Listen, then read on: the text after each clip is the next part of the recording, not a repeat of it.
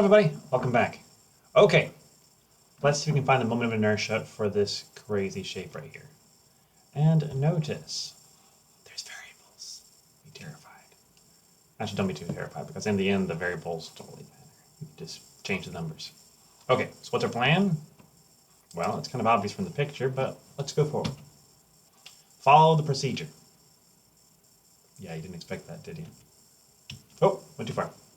So, with you following the procedure, I want you to pause, try out this problem, and then come back to me and tell the answer. You can talk to me, though. I am just a recording, so I won't actually hear you. But you can still talk to your computer. Just act like you're on Teams or something. Okay, so with that, 3, 2, 1, you're back. You did it. It worked wonderfully or terribly. We'll find out.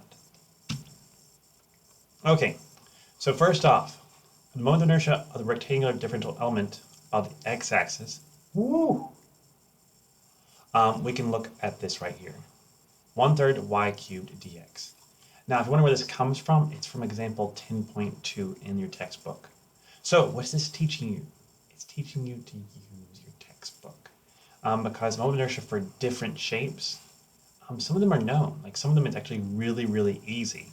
You just look it up and say like, oh, it's a rectangle. I just plug an equation, I'm done. Or in this case, a rectangle that is got its base on the x-axis. So don't forget that, okay?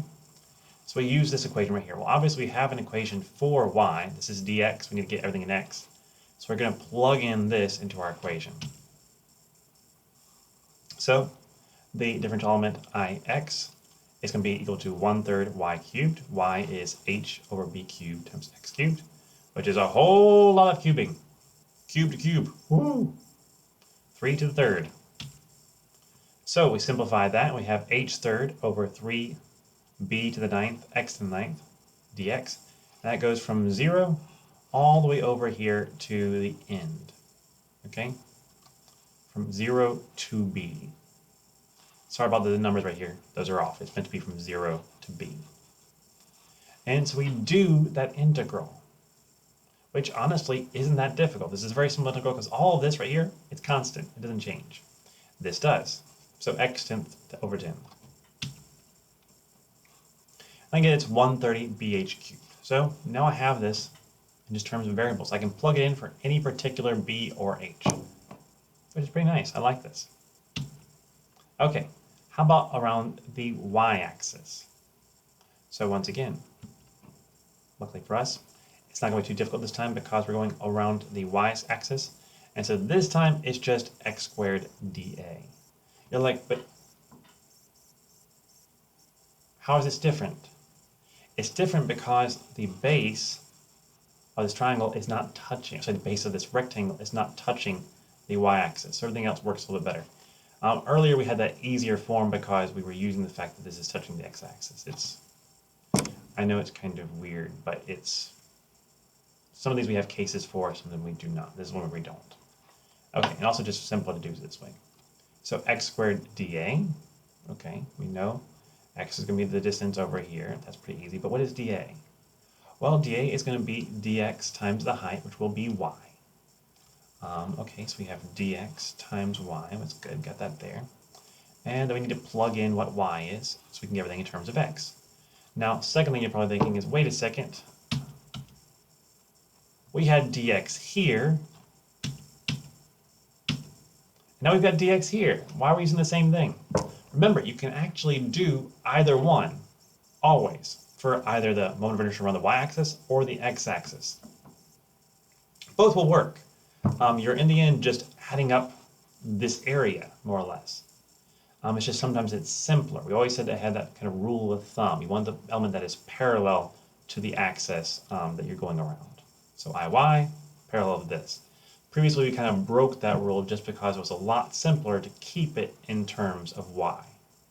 So y equals h over b cubed x cubed. I don't have to take a third root. You could do that. You could still solve it. It just makes all of your integrals terrible. So we had that case in a book. We can move forward. So we have the height here. We have the base here. This is dA. We're going to plug it in. Look at this is all in terms of x. And once again, this is not a terrible integral. We have h over b cubed, x to the fifth. We go from 0 to b, that's the end. And we plug it in. Not really an issue, not very difficult. And we get that it's going to be 1/6 base cubed times h. Okay. So the biggest issue with these problems is not that they're difficult. They're actually fairly simple problems a lot of the time. It's that you're going to make it more difficult on you if you're not careful with which element you choose. Horizontal, vertical. Normally, parallel to the axis is what you want to do. Why? Parallel to that. If you've got an easy time getting in terms of one or the other, that can guide you. And also look in your book. Example 10.2, it's just full of other different little cases that you can just pull. Okay, well, this is the moment of inertia for this particular shape, and just grab it out. You don't have to worry about it. Don't even have to do any work at all. You can just more or less plug it in. So, with that in mind, think about it. Follow the process, plan ahead, and if it seems way, way too hard, it's way, way too hard, and you just need to go back and try a different way. If you're doing it horizontal before, do it vertical, and it should be fine. So, I hope this helps you, and I'll see you all next time. Bye-bye.